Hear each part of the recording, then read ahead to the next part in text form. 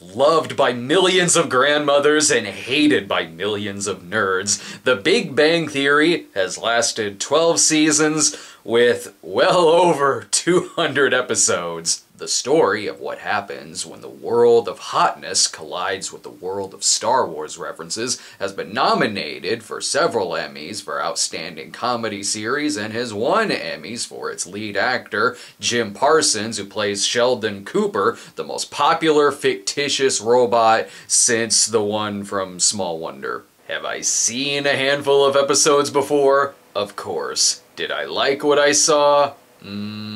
But with the show finally coming to a graceful end, and Twitter can scream angrily about some other series, it's time to sit down and watch every single episode of The Big Bang Theory. What is it, like 270? 279, 280, 282, give or take a few episodes. I really should be getting my math right on this of all series.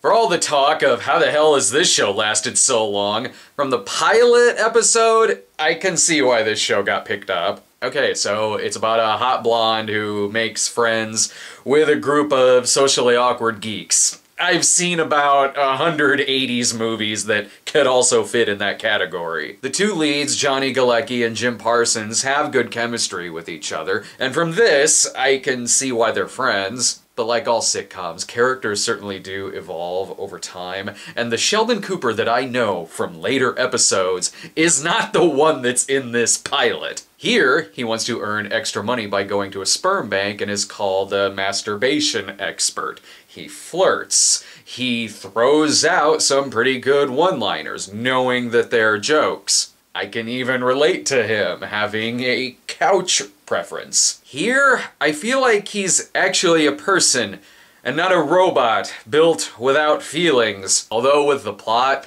being about Penny getting out of a bad relationship and then making friends with a group of misfits and them having to go get her TV back from her ex, it makes me want to watch this same exact scenario on New Girl. I know that this came out years before New Girl, but New Girl did it funnier.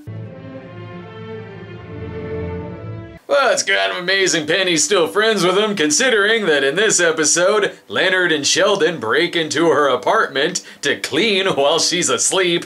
Then again, Sheldon is still way more likable in these early episodes, as evidenced by the fact that in these, he can actually knock on someone's door without the other person wanting to call the police. I like here that his delivery is way less robotic and more just like a catty old woman. Having worked on the internet for a lot of years, there are things here that ring pretty true, such as their argument about whether or not Lois Lane could survive falling and then being caught by Superman. I like that Penny is the one to build the entertainment system, while the others are seriously overthinking the plans. There's some lazy shit, like grabbing a toy lightsaber because they think there's an intruder in the house, or Raj literally not being able to talk to women, but I'm not mad about it. Uh-oh, I see the tides turning because Sheldon here is asked whether or not he's a robot. Though he actually is still the voice of reason in this episode, Leonard is jealous that Penny has a date with someone else and he feels very, very rejected, and Sheldon is the one to set him straight on his misplaced anger. Personally, I think it would be hilarious if the guy that Penny was seeing was Paolo from Friends. And then Leonard vomits in her car. Wait a minute, in this episode, Laurie Metcalf plays Sheldon's mom, and in the previous episode, Sarah Gilbert was in it. I'm noticing a pattern here. Sheldon is going to say something racist, and the show will be renamed The Coopers. It would have been more obvious to use that joke with Leonard's character, but I'm not sure of Leonard's last name at the moment. Sheldon gets fired in this episode by Dr. Gablehauser, and he shouldn't trust him anyway because that's the creeper teacher from Election. There's still some decent things here. There's a section where Sheldon and Penny go shopping together, and they talk about stuff from weight tied to self-worth, and then fruit, and then multivitamins. It's silly, sure, but the actors have really good chemistry. And here's the turn. This episode starts with the boys randomly playing Risk with condiments at a restaurant, which is just an excuse to randomly say a bunch of references. Sheldon acts like a dick for no reason about a burger, and then panics when he has to be explained a tie on a doorknob. Yep. That's the Sheldon I know. Leonard and Sarah Gilbert hook up when they're playing the cello and the violin, and she says to him, "I really admire your fingering. Perhaps you could try that on my instrument." Yep, that's the Chuck Lorre I know. Then Penny suddenly acts jealous of Leonard, which would be like if 5 episodes into Friends, Rachel was randomly jealous of Ross. What nice things could I say about the Halloween episode? Sheldon rocks the Doppler effect costume. Simon Helberg has really good comedic timing, so he can be funny while also being creepy as Wolowitz. In this one, Leonard stands up to Penny's muscular ex-boyfriend by defeating him with words. And all I really want to see is just the Tri-Lambs put liquid heat in the Alpha Beta's jocks. Oh, and Penny drunk kisses him in this episode, and Raj has sex even though he still can't talk to women.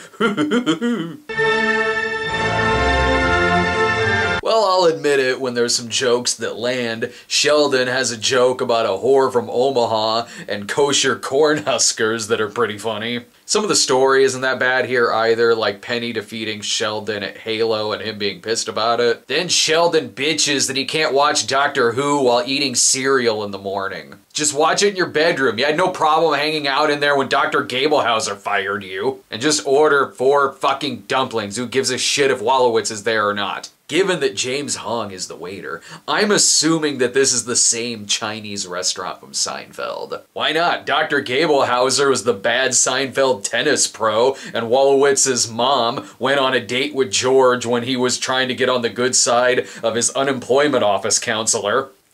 What show am I talking about again? Oh, and Raj's dad is Babu from Seinfeld. Is Judge Reinhold gonna show up as the close talker? Penny becomes a bartender and makes drinks for everyone except Sheldon, who doesn't drink. Please drink. Works for Raj when he can only talk to women when he's drunk, and then he drinks himself to death. There is something I like, though, about Sheldon cock-blocking Raj, because we are still early enough in the series where Sheldon can kinda sometimes be a little charming, especially when Raj is drunkenly calling his date fat. Oh, and Sheldon does get fun at the end when Penny gets him drunk, so stay drunk! Do the writers of this show actually know big words, or do they simply have the largest thesaurus collection in the world? This episode has Sheldon using 12-letter words to describe taking a shit. There's an early appearance here of the Sheldon laugh. You know, the one that looks like he's fighting back a sneeze. Must be why in the climax, Sheldon tries using his mind to blow up Leonard's head. Does Sheldon think he actually is trying to murder him? Anyway, Hofstetter, that's Leonard's last name.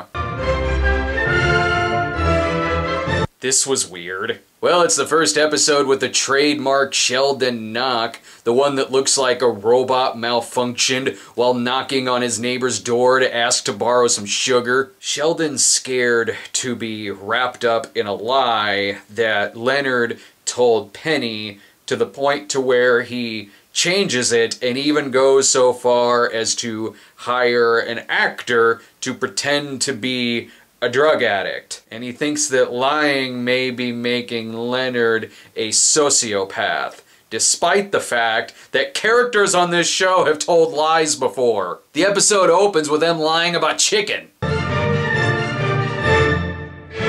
Yet again, Penny says a line, Sheldon reacts as if he's taking her literally, and then there's an awkward pause.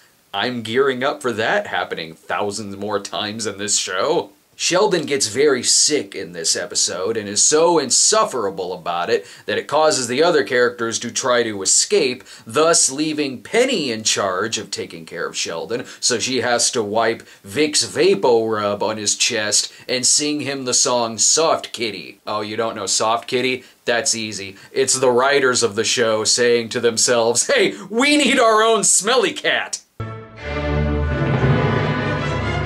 Oh, Raj still can't talk to women and has to be drunk in order to do so? We're still going to that, huh? Sheldon competes with a 15-year-old Asian kid who is better at everything than Sheldon, including being obnoxious. He is way more obnoxious than Sheldon is. Wolowitz tells Sheldon, you don't have so many friends to where you can just start insulting them.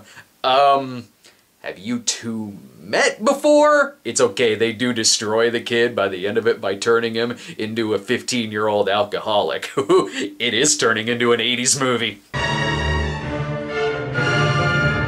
I'm sorry, so the geeks on this show don't know The Daughters from the Brady Bunch, or Fast Times at Ridgemont High, or Looney Tunes. The only thing they know is literally just old science fiction TV series. Fuck you! Anyway, the boys enter a physics bowl, and Sheldon is kicked off the team because he's too annoying. The hell d'you think was gonna happen? It's a contest that ends with them, of course, playing We Are the Champions. I really do just want to watch Revenge of the Nerds.